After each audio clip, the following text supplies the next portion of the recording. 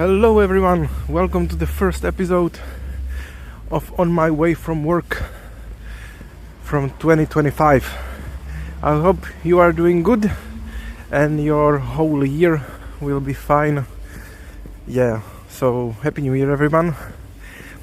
And from today's work I was working on the notifications. So there is a new bell. There is not the ugly yellow emoticon or emoji. There is a proper like SVG style React bell. My older daughter was complaining about it, about the yellow one. Oh, that's an ugly bell. We need to try some other. So yeah, that was a fun dad-daughter experience. Also, she's got a notebook for herself. So I was like, yeah, you can clone the Git repository and run the Spring application by yourself. We didn't have time on the weekend, so let's see the other one. So the bell is there. Also, I was doing the backend work, so now the notifications are being fetched from the database. Also, if you were following my LinkedIn, I made 2 sessions while streaming development of Tolg live on Twitch. It's also on my YouTube channel. So if you are listening to the podcast on YouTube, you can check out the 2 older videos than this one. And there are like 2.5 hours development sessions where I was making the notifications front end part. Also, the first episode was about analyzing, which I find kinda interesting because there is not much material on the internet of such topics or such activity. So if you like it, to see how a big feature gets broken down into smaller pieces, you can definitely check it out. And yeah, I would be glad for your feedback in the comments. It would be great. So yeah, I split the feature into like, I don't know, 15 pull requests it's going to be. So yeah, a lot of work ahead of me, but it's nice to have it like split it. Is it a word? Split it in the past tense, maybe. But it's weird to say it's just split. The work is split. Yeah, maybe it is the correct form. So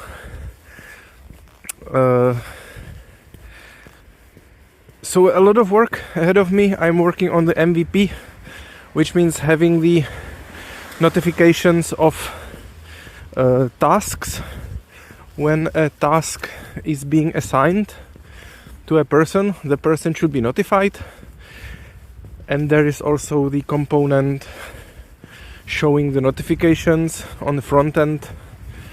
So that's the MVP, to have the notifications like that. Today I was also playing with the with updating or triggering the new notifications creations after the entity is updated.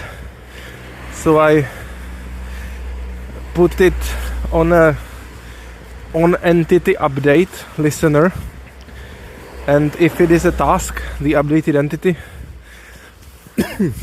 and the current user is the assignee on the task, then create a notification for that user. But it was triggering like multiple times because probably it's been triggered on the database level. So when the entity got saved, it just triggers the event. So it looks like it's getting saved like 2 times. So it creates 2 notifications. So it needs to be handled. So I will ask probably Honza what he thinks is going to be the right approach. So yeah, it's going to be like design-wise decisions. I kind of like those discussions and those decisions, because it's like the interesting part of it, not doing that just the technical work, but also the, let's say, philosophical work around how to design it so it's usable in the future, and also how to be agile. Just design it for the time being, for the actual task, as simple as possible, and then refactor it in the future. But refactoring of existing database schema and existing entities is tough, so I am more likely to design it more properly at the first go than just doing it somehow and then think about how to hack the rest of the stuff into it. So it's like there's the balance between those two.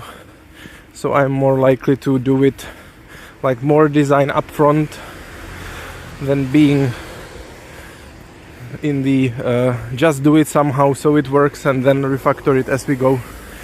So let's see how it goes.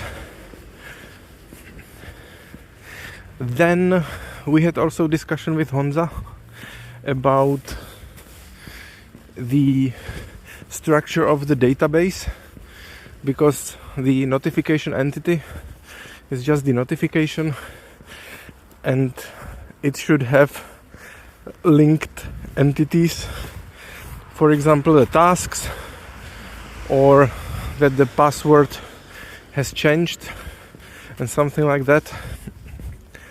So there is this dilemma how to do it like least columns possible.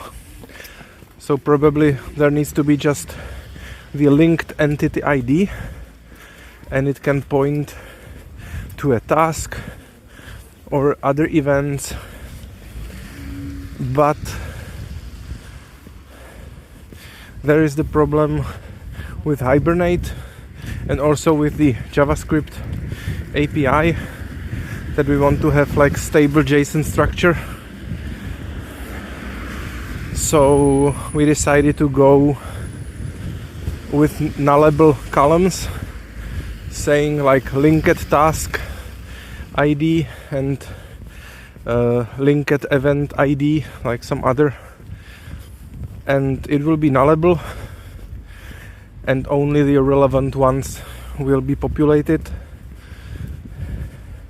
and it will be like part of the API contract which ones should be filled and which ones should be omitted.